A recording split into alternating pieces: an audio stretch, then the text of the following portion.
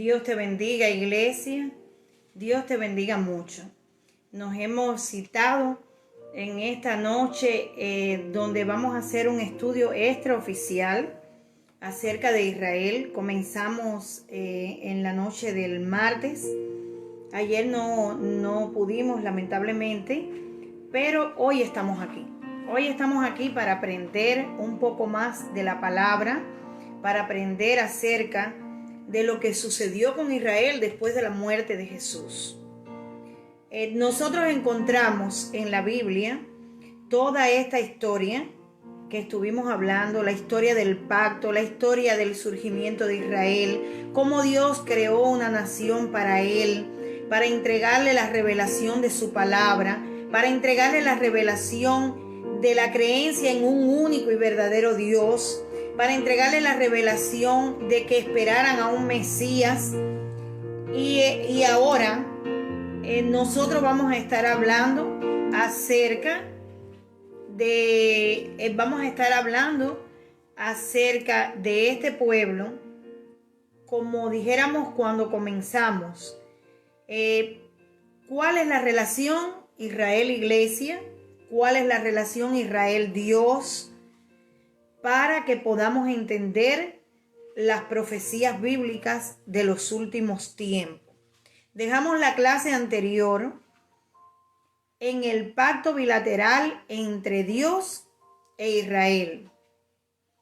Queremos comenzar haciendo una oración, como siempre comenzamos todos nuestros tiempos. Señor, te damos muchísimas gracias. Te damos gracias por este tiempo maravilloso que vamos a tener con tu palabra. Te damos muchísimas gracias, Señor, por poder enseñar tu palabra y por poder aprender tu palabra. Ilumina nuestras mentes y nuestros corazones, que podamos comprender lo que tú, Señor, nos estás diciendo. Revélate a nosotros una vez más. Y les decía que el martes pues dejamos nuestro estudio en este pacto bilateral que hizo Dios con Israel, que al igual que en un contrato matrimonial de donde dos personas hacen un pacto del que emergen derechos y deberes, así estableció Dios su pacto con la nación de Israel. En estos términos, Israel se mantendría sujeto a Dios en la obediencia y Dios le protegería y le bendeciría ricamente. Esto está en Deuteronomio 28, del 1 al 14. Entonces yo no voy a estar leyendo completamente todo el pasaje, pero sí voy a leer algo que el Señor dice. Dice aquí en las bendiciones de la obediencia, en el capítulo 28 dice: acontecerá que si tú oyes atentamente la voz de Jehová tu Dios, para guardar y poner por obra todos sus mandamientos que yo te prescribo hoy, también Jehová tu Dios te exaltará sobre todas las naciones de la tierra.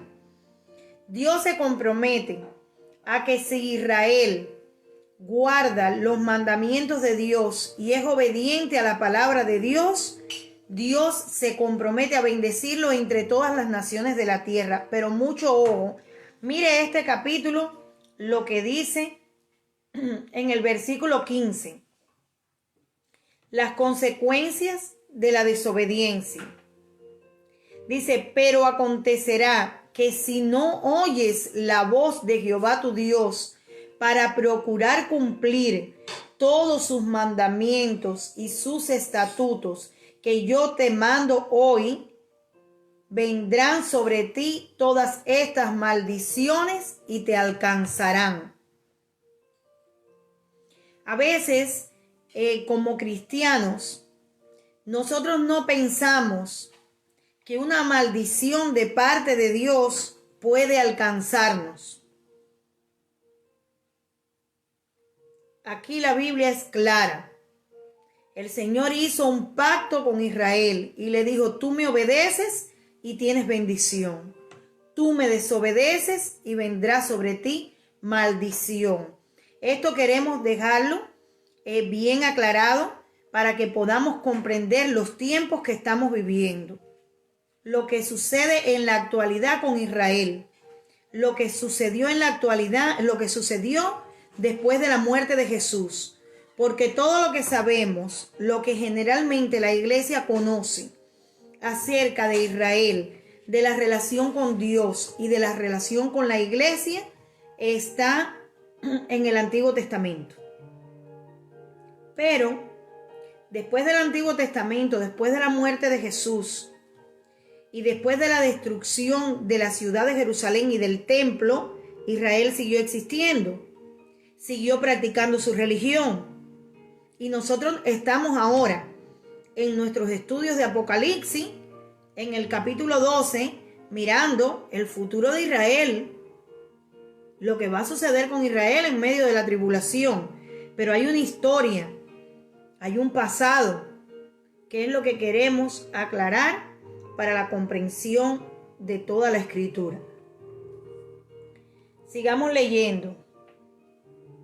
Deuteronomio en el capítulo 11, verso 26 dice: He aquí yo pongo delante de vosotros una bendición y una maldición.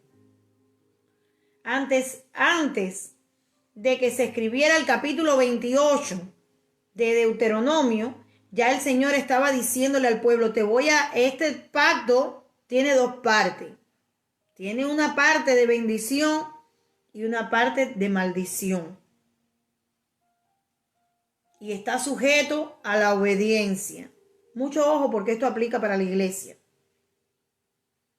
Si nosotros nos mantenemos fieles con el Señor, fieles a sus promesas, nos mantenemos en los caminos del Señor, nosotros vamos a ser muy bendecidos. Pero si nosotros nos salimos, todos los que se han apartado han tenido la experiencia de lo que es vivir bajo maldición.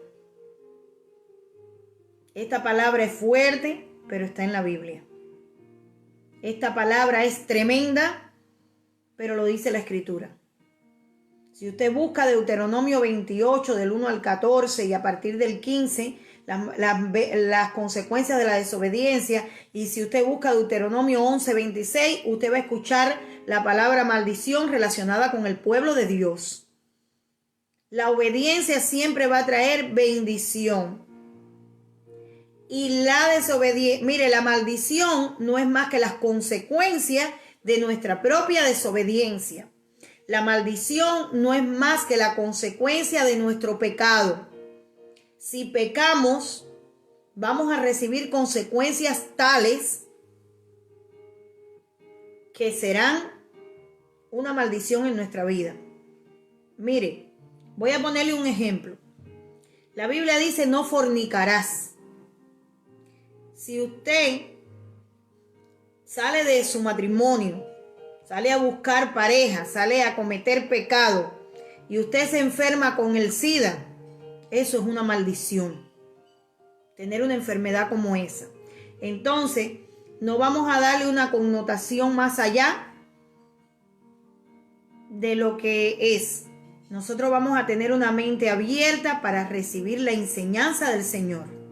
Vamos a tener una mente abierta. Si la Biblia dice que el Señor dijo: he aquí yo hoy pongo delante de ustedes una bendición y una maldición, la Biblia lo dijo. Deuteronomio 11, 26. Y sigamos para poder comprender qué sucedió.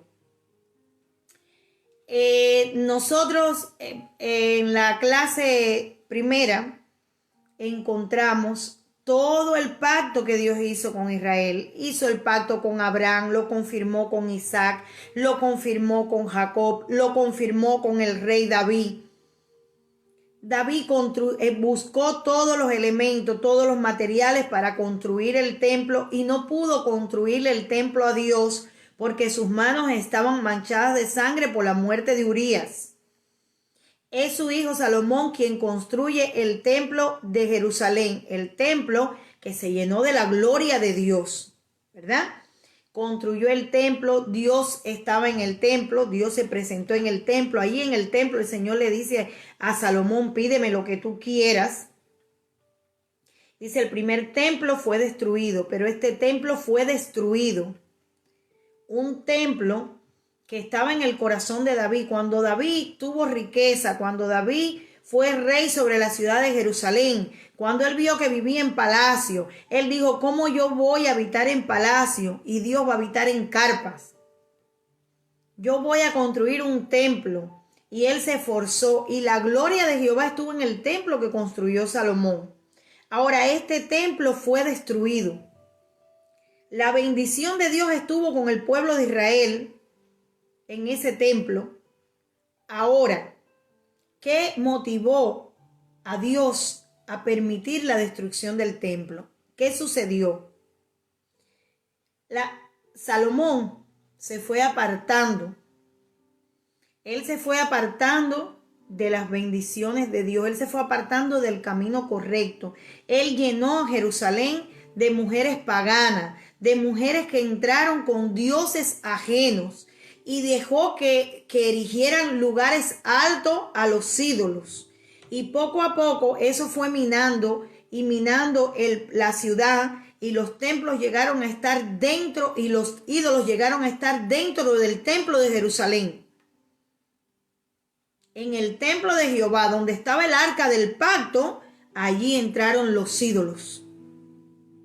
Y recuerden lo que dije, el pacto de Dios era, Israel permanecería fiel y obediente a las promesas de Dios, y Dios permanecería fiel a su promesa de bendecir al pueblo. Y también dijo, pongo delante de ti una bendición y pongo una maldición. Pues, ¿qué sucedió?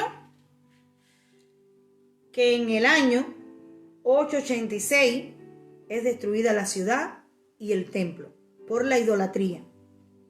Por la idolatría es destruida la ciudad y el templo. Vemos al profeta Isaías advirtiendo. Isaías advertía que el templo iba a ser destruido y el pueblo, los sacerdotes y el rey decían, el templo no puede ser destruido porque Dios tiene un pacto con David. Porque Dios hizo un pacto. La ciudad no será destruida porque Dios ha prometido, porque Dios hizo un pacto. Y Jeremías le advertía a la ciudad, si no sacan, le advertía al pueblo, le advertía a los sacerdotes, a los reyes, le decía, si ustedes no sacan los ídolos de adentro del templo, el pacto es invalidado y la ciudad es maldecida. Por eso nosotros, el que pueda, el que no haya escuchado la clase del martes, pues puede regresar atrás y usted puede ver cómo los sacerdotes Dios los usaba para guiar al pueblo, también como usó a los jueces. Entonces vamos a leer algunos textos de Isaías previniendo al pueblo del peligro de la idolatría y de lo que vendría si persistían en lo que tuvieron y lo tuvieron como falso profeta. A Isaías cuando hablaba decían falso profeta, no lo quisieron escuchar. Dice a Jeremías.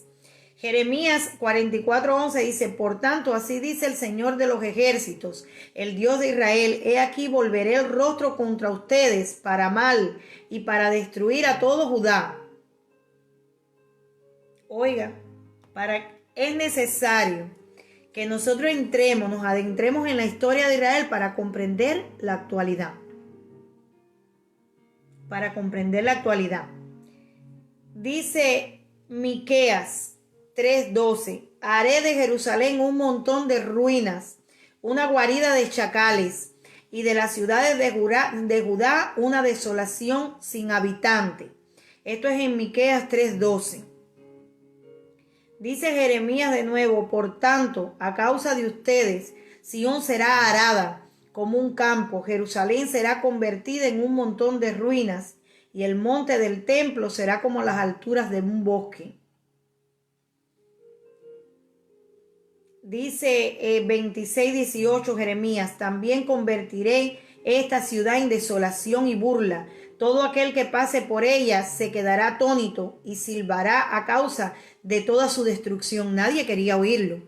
Ni el mismo Jeremías quería predicar esto.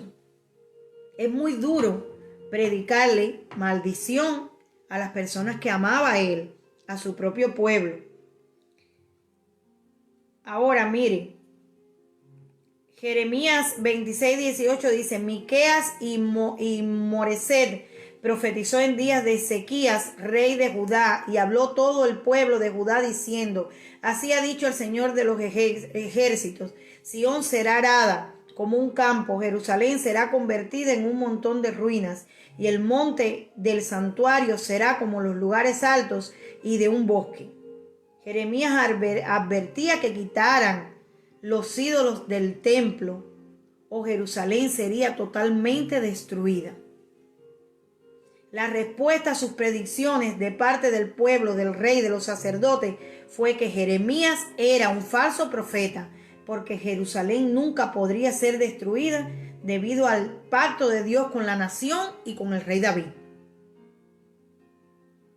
Jeremías reconocía que existía un pacto. Jeremías sabía que existía un pacto, pero que si Israel seguía con los ídolos dentro del templo, el pacto quedaba invalidado.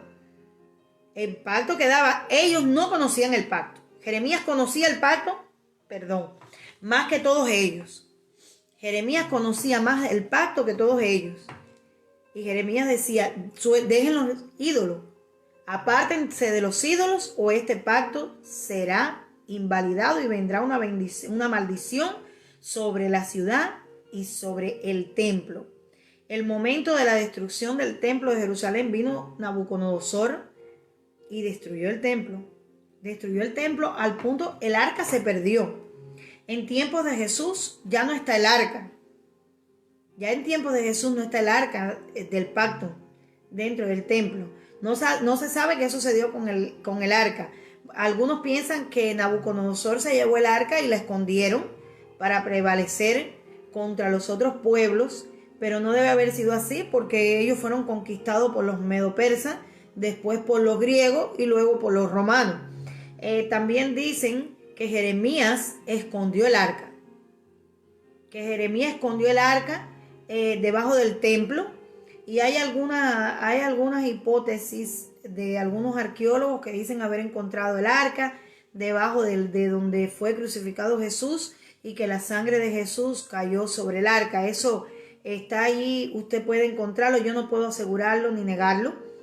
Hay algunos arqueólogos que dicen que sí, pues usted puede encontrar allí en YouTube, puede buscar toda la información que hay en Google acerca de esto. Ahora, el momento de la destrucción del templo de Jerusalén es un punto oscuro en la vida judía, porque ellos nunca imaginaron, ellos nunca pensaron que el Señor enviaría algo así. Cambió para siempre la perspectiva de los judíos, la cambió para siempre. David y Salomón no edificaron ese templo para que fuera destruido. Tampoco edificaron Jerusalén para que la ciudad fuera destruida totalmente. Es lo peor que pudo haber pasado en Israel, que el arca se haya desaparecido. También se sabe de este tiempo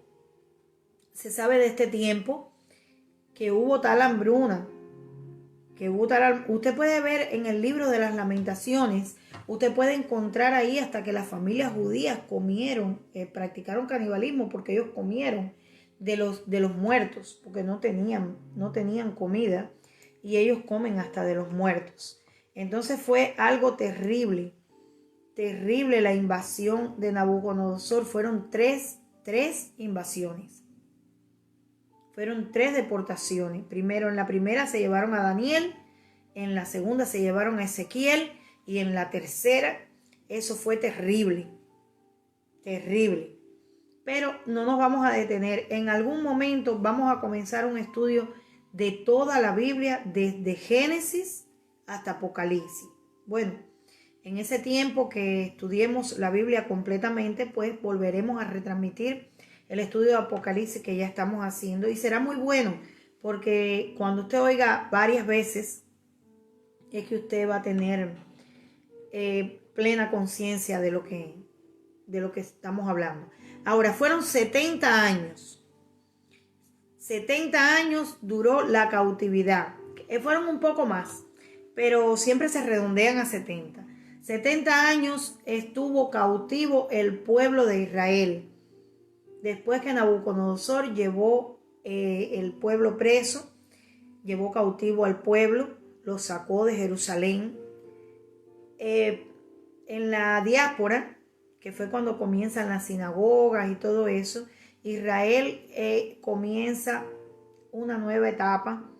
Allí nos encontramos con Daniel, nos encontramos con la reina Esther, nos encontramos con Esdras, con Nehemías. Muchos judíos llegan a tener altos cargos en los distintos gobiernos, porque ya nos encontramos que Esdras y Nehemías ya no existen. Nabucodonosor, bueno, pasaron 70 años y ellos están en Persia. Ellos están con el rey Artajerjes y sucede algo.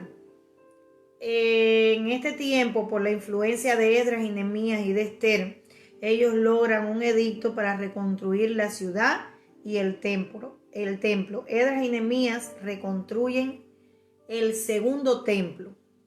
Y también Herodes lo amplía, hace una ampliación muy importante, y este templo es el que conoce Jesús. Los judíos vuelven a Jerusalén, ellos vuelven a practicar su religión, ellos vuelven a tener los sacrificios y ellos quedan curados de la idolatría. Hoy por hoy, usted no encuentra a un judío practicando la idolatría. Ellos no son idólatras. Ellos quedaron curados. Ellos no escucharon a Jeremías en el momento que Jeremías le está diciendo, y tienen a Jeremías por falso profeta, pero 70 años después que ellos vieron lo que sucedió, y además con la reforma de Esdras y Nehemías, que hicieron mucho énfasis en guardar la ley, guardar la palabra de Dios, guardar el pacto, ellos aprendieron bien su lección. Los profetas profetizaron que el segundo templo tendría mayor gloria que el primero. Cuando Esdras y Nehemías comienzan la reedificación del templo, los profetas comenzaron a decir que el segundo templo, que la gloria postrera sería mayor que la primera, que el segundo templo tendría mayor importancia, y si el arca había desaparecido, ¿cuál era la gloria que tendría el segundo templo? Bueno, pues la gloria era que Dios mismo caminaría y enseñaría en ese templo. Aunque Jesús desempeña su ministerio en el norte de Galilea, Él baja a la Pascua, a Jerusalén, al templo. Allí come la Pascua. Los rabinos no aceptan a Jesús, lo condenan y Él va a la cruz en Jerusalén. Esto sucede alrededor del año 30. Jerusalén solo existirá, después de esto, solo existirá Jerusalén por 40 años más. Solo existirá por 40 años. Nosotros sabemos de la destrucción del primer templo, sabemos por Jeremías. Ahí en Jeremías usted encuentra todos los motivos, todo por qué fue destruido el primer templo. Pero sabemos de la destrucción del segundo templo por Jesús. Ahora, los judíos, Israel, no aceptó a Jesús. Ellos no aceptan que Jesús profetizó la destrucción del segundo templo. Y cuando usted pregunta a un judío sobre la destrucción del segundo templo, no saben qué responder. Porque realmente quien profetizó eso fue Jesús, y ellos no aceptan a Jesús ni el Nuevo Testamento. Ellos no lo aceptan. No aceptan los evangelios, no aceptan la vida de Jesús. Y vamos a ver muchas cosas curiosas a partir de este hecho. Vamos a ver muchas cosas curiosas a partir de este hecho. Porque después de la muerte de Jesús, Jerusalén solo existirá por 40 años más, una generación. Como dice Jesús en el capítulo 24, no pasará esta generación hasta que todo esto acontezca. Recuerde que en el capítulo 24 de Mateo, los discípulos se le acercan a Jesús para enseñarle las maravillas del templo. Y Jesús le dice, de cierto, no será dejada aquí, no quedará aquí piedra sobre piedra. Otra cosa importante es que cuando Jesús estaba acercando a Jerusalén y él mira la ciudad, hay dos momentos en la vida de Jesús donde Jesús llora. Uno es frente a la tumba de Lázaro, ahí cuando María y Marta están llorando, dice que Jesús lloró y se conmovió en espíritu. Y otra es cuando está frente a la ciudad de Jerusalén, él llora y él dice: Jerusalén, Jerusalén, que matas a tus profetas. Jesús iba a Jerusalén a morir, pero él sabía lo que iba a venir sobre Jerusalén y le dolía. Le dolía. Israel sabe, los judíos saben por qué fue destruido el primer templo. Ahora preguntamos, ¿por qué fue destruido el segundo templo?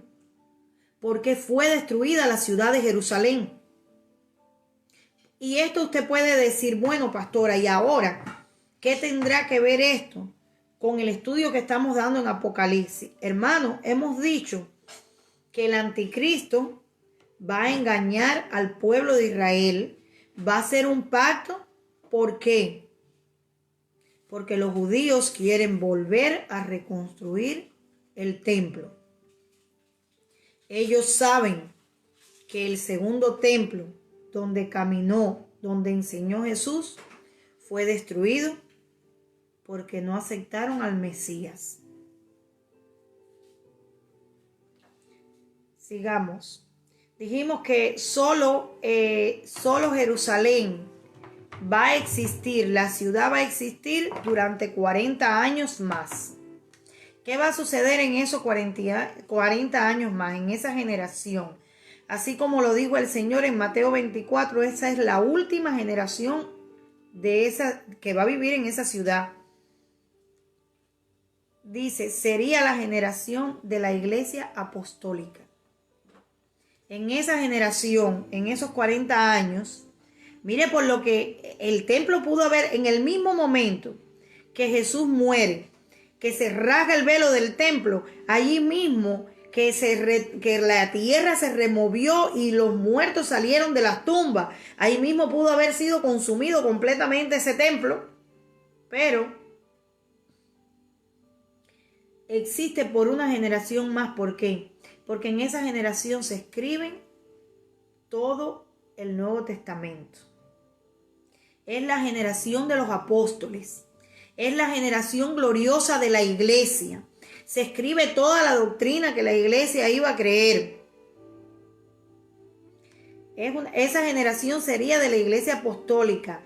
A solo unos metros del templo se encontraba la casa del aposento alto, donde sucedió el advenimiento del Espíritu Santo. Por eso es que Jesús insiste y le dice a los apóstoles: no se vayan de Jerusalén, no se vayan de Jerusalén hasta que no hayan recibido la promesa del Padre. Es por eso esta generación se le permite a los judíos que habían crucificado a Jesús. Ellos fueron los que crucificaron a Jesús. Ellos ordenaron que los romanos crucifican a Jesús. Ellos ordenan la crucifixión. Léase, estúdiese los estudios que tenemos. Hay un estudio, lo puede buscar en nuestra página bien abajo, que se llama ¿Quién mató a Jesús?, donde está todo lo que sucedió alrededor de la muerte de Jesús. Busque los estudios, escudriñe las escrituras y usted va a encontrar qué sucedió. A solo unos metros se encuentra allí la casa del aposento alto, donde se reúne la iglesia y ocurre el advenimiento del Espíritu Santo. La iglesia va a nacer de esta última generación, los últimos 40 años de Jerusalén. Allí nace la iglesia. La iglesia junto al pueblo de Israel conviven por esos 40 años. Esa última generación es la última vez que vamos a ver en la historia que la iglesia y Jerusalén están juntos, conviven. Eran judíos, la iglesia estaba compuesta por judíos y había judíos y hay una interacción entre Israel y la iglesia. Es la última vez. Se juntaron Israel, que viene de toda la historia con Dios.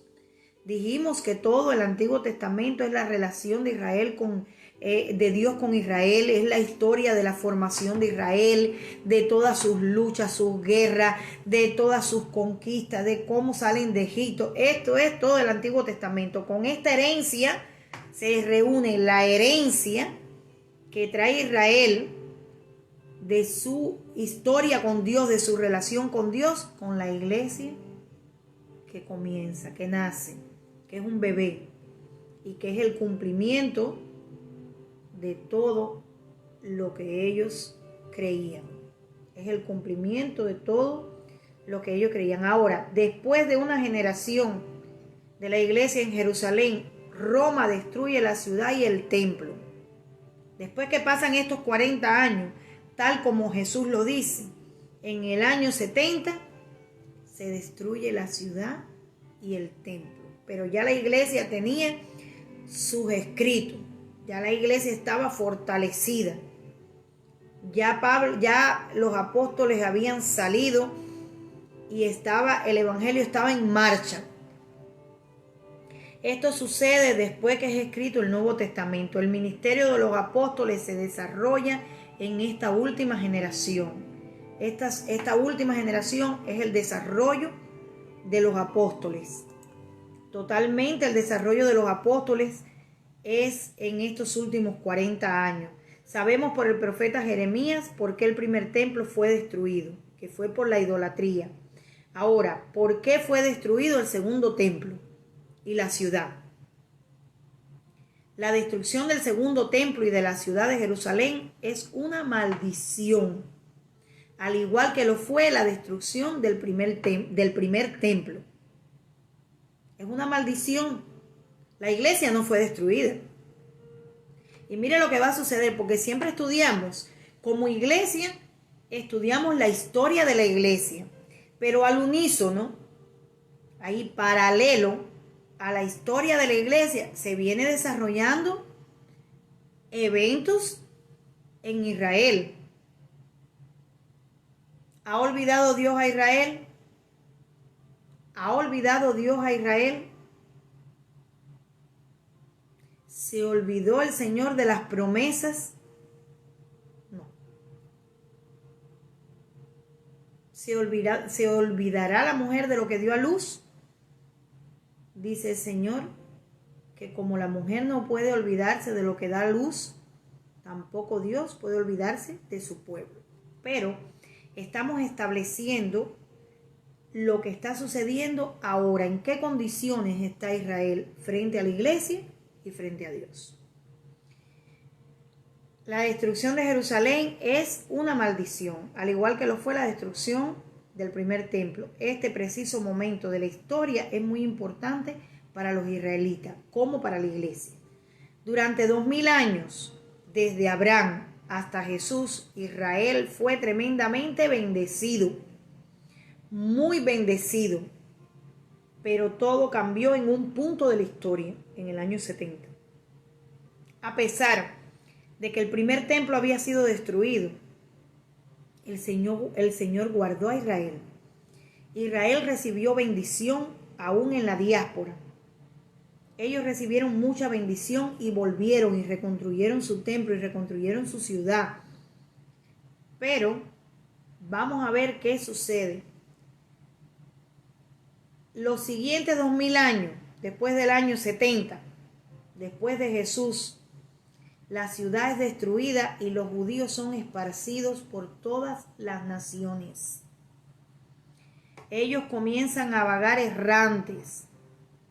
Es verdad que en este periodo también la iglesia es perseguida. La iglesia también es perseguida. La iglesia sufre estos casi 300 años. No llegaron a 300 años, pero siempre se redondea. Las persecuciones de los emperadores romanos. Pero después la iglesia tiene respiro, pero no así para Israel. Vamos a ver qué sucedió. Ellos sufrieron 2000 años de bendición y 2000 años de maldición. Vamos a ver qué sucede. La iglesia en medio de las persecuciones creció y se fortaleció en medio de las naciones. También es odiada por los judíos. También en medio de todo esto, que el judío es echado de su tierra, comienza a vagar por las distintas naciones y donde quiera que llega es despreciado. Bueno, pues aún así, el judío desprecia a la iglesia porque no acepta a Cristo. Estos 2000 años de historia, desde el año 70 hasta nuestros días, es la época de la iglesia, pero es la época del judaísmo oprimido. Es la época del judaísmo oprimido. Vamos a ver cuándo el judaísmo tiene un poquito más de respiro, en la medida que se acercan los últimos tiempos, en la medida que van estableciendo las bases para que el anticristo engañe a los judíos. La destrucción del segundo templo, la información la da el Señor Jesús y sucede por rechazar al Mesías, por pedir su crucifixión. Lo que siguió a esta terrible decisión fueron 2000 años de sufrimiento. El primer templo, nos informa el profeta Jeremías, que fue por la idolatría. El segundo templo y la ciudad es destruida por el rechazo del Hijo de Dios, por el rechazo de Jesús. Por eso es destruido el templo y por eso es destruida la ciudad. Y por eso Israel comienza un periodo de sufrimiento extremo. Sabemos de la destrucción del primer templo, ya. Ahora, mire qué dato más curioso. Jerusalén y el primer templo es destruido en el mes de Ab en el año 1886. Y la segunda destrucción del templo es en el mismo día del mismo mes, pero del año 70. La destrucción de la ciudad santa siempre se da por el pecado que sobreabunda, por un pecado demasiado grande, no por un pecado pequeño. Imagínese usted, todos los dioses ajenos, todos los dioses que no tenían nada que ver con Jehová Dios verdadero, la herejía más grande, lo peor que hubiera podido hacer Israel era meter dioses dentro del templo, y eso lo hizo. Y el pueblo estaba adorando dioses ajenos allí, en el lugar santo, junto al arca del pacto, donde estaba el arca del pacto. Estaban haciendo eso. ¿Qué clase de pecado? Imagínense el pecado de haber rechazado, de haber matado al Hijo de Dios, al Mesías. Qué pecado tan terrible provocó de esa forma la ira de Dios. Un pecado terrible, terrible. Ahora mismo nosotros preguntamos a los judíos, bueno, si Dios está con usted así, con ustedes de esa forma tan poderosa, ¿por qué? ¿Por qué permitió que se destruyera ese templo y que la ciudad quedara como está? Que en lugar del templo, en el lugar de la explanada del templo, hay una mezquita mahometana. Y que lo que existe de lo que era el templo es un muro y el piso, la explanada del templo. Y han pasado 2000 años y los judíos siguen sufriendo porque quieren construir su templo. Por 2000 años el Señor bendijo a Israel. Ahora, después del año 70, por 2000 años más, el Señor le volvió la espalda. Este pueblo que debió ser cabeza, se convierte en cola y oprobio de las naciones, despreciado por todos. No ahora, hace unos años, después de 1948, que vuelve a existir Israel como nación, tienen más respiro, pero fueron perseguidos. Sabemos que en la Segunda Guerra Mundial murieron en los campos de concentración 6 millones de judíos. Murieron más. porque esos murieron en los campos de concentración. Hicieron experimentos, hicieron botones, hicieron jabones, les inoculaban enfermedades para hacer experimentos para que la ciencia avanzara. Los alemanes acabaron con los judíos. Un pueblo que debería, según el pacto que Dios había hecho con ellos, ser la cabeza. Como estudiamos el martes. Me gustaría que realmente usted quiera entender la Biblia. Yo quiero aclararle algo. Los estudios bíblicos no son como las predicaciones. Los estudios bíblicos son como cuando usted va a la universidad o usted va a la escuela. A veces no son tan interesantes, pero son muy importantes. Este pueblo sufre un sufrimiento tan atroz como no lo ha sufrido ningún otro pueblo sobre la faz de la tierra. Porque no hay otro pueblo que haya dicho crucifica a Jesús, suelta a Barrabás. ¿Qué sucede entonces con su religión después del año 70? Porque ellos siguieron practicando su religión. Después de todo esto, después de ver la mano de Dios, después de ver cómo Dios le vira la espalda, sucede, ellos siguen. Nosotros vemos ahora que existen sinagogas judías. Nosotros vemos, usted puede buscar la información de Israel y usted puede ver que hay judíos en todos los lugares y que están practicando su religión. Bueno, pues por 500 años ellos comienzan a escribir el Talmud. Y yo le voy a explicar qué es lo que es el Talmud. Pero antes de explicarle qué es lo que es el Talmud, yo le voy a leer un texto que Jesús habla en Lucas 24:44. Jesús dice, y les dijo, estas son las palabras que os hablé estando aún con vosotros, que era necesario que se cumpliese todo lo que está escrito de mí en la ley de Moisés, en los profetas y en los salmos. Mucho ojo con este texto. Mire la importancia de este texto. Dice Jesús que era necesario que se cumpliera lo que estaba escrito de él en la ley de Moisés. La ley de Moisés es el libro de los judíos. Y Jesús cumplió. En la persona de Jesús se cumple todo lo que está escrito del Mesías que habría de venir. En los profetas, todos los profetas hablaron de Jesús y en la persona de Jesús se cumplieron todas las profecías que acerca de él estaban escritas. Y en los salmos. Entonces, después que los judíos matan a Jesús, después que ellos sabían, los rabinos sabían que Jesús era el Mesías, ¿cómo van a usar la Biblia? ¿Cómo la van a usar? Entonces ellos comienzan a escribir el Talmud. Y voy a apurarme un poquito porque no quiero robarle mucho tiempo. No quiero que sea demasiado densa la clase. Y ya dejaríamos para mañana porque el día de ayer no pude darle la clase, lo que es el capítulo 9 y el capítulo 11 de Romanos, porque hoy no nos va a dar tiempo.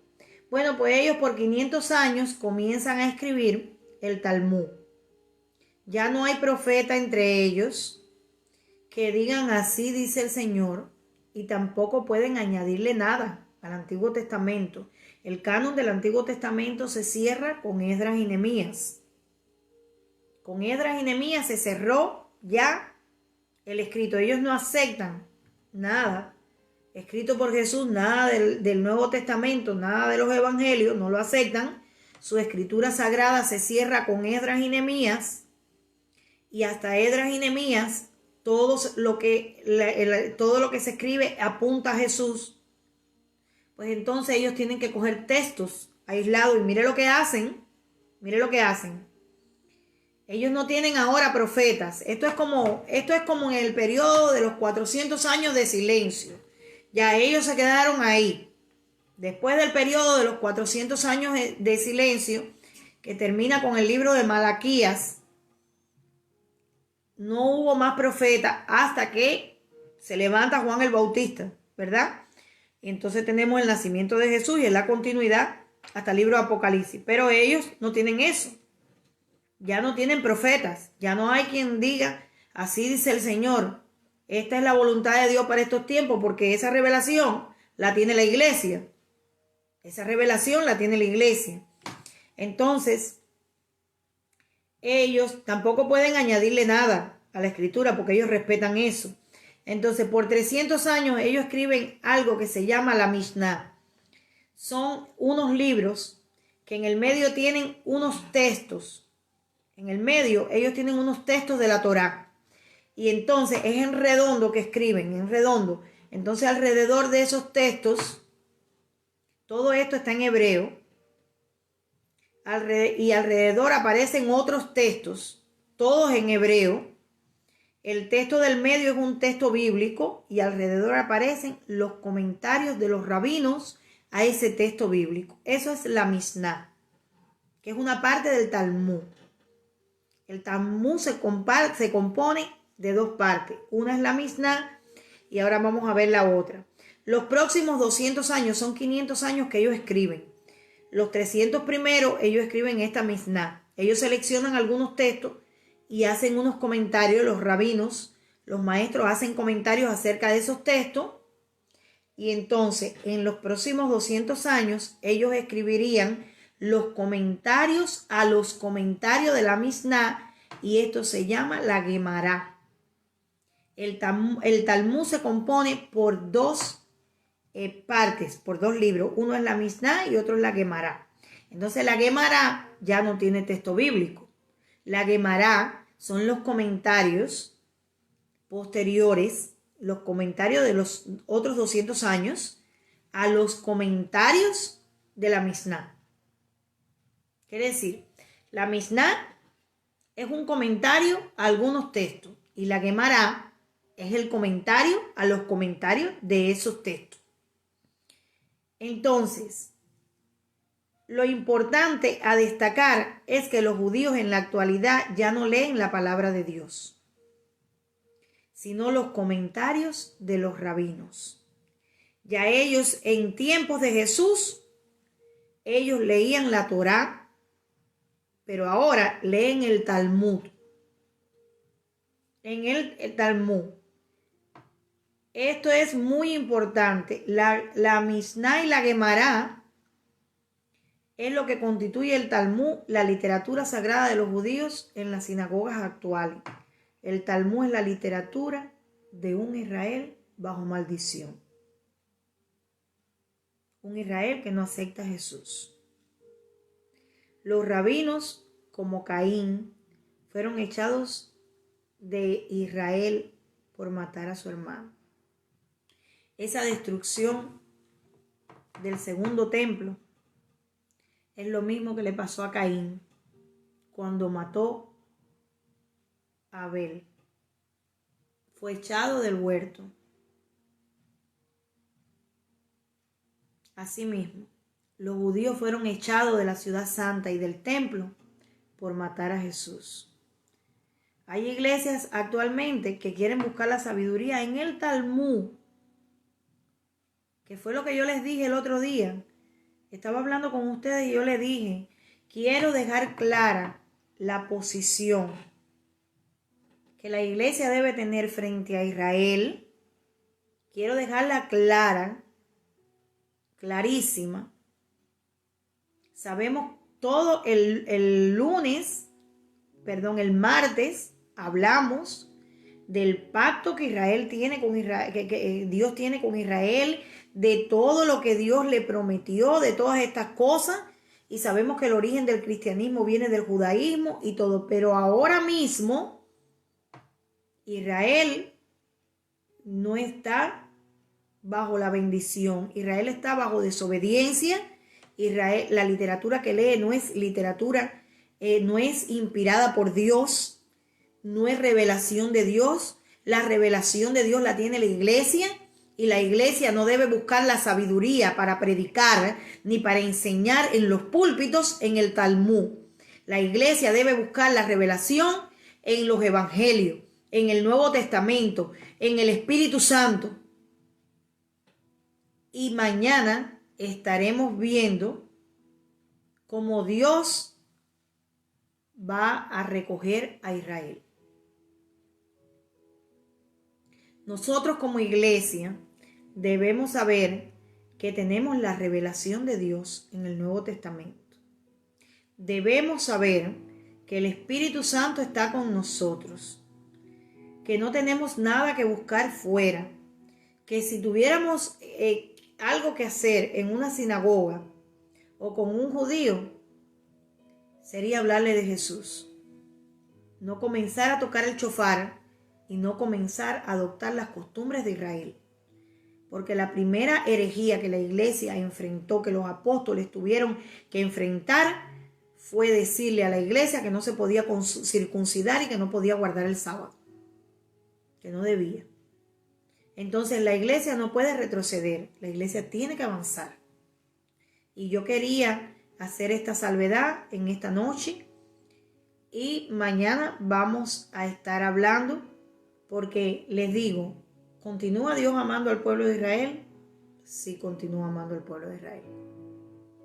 ¿Continúa siendo Israel pueblo de Dios? Sí, continúa siendo pueblo de Dios. En pecado, alejado de Dios, pero el Señor dice que Él le endureció el corazón para que por la dureza del corazón de ellos a nosotros nos alcanzara la gracia de Dios. Y esto lo vamos a ver mañana. Dios te bendiga, iglesia. Espero que esta enseñanza te aclare muchas cosas. Que Dios te bendiga, que Dios te guarde, que Dios te proteja.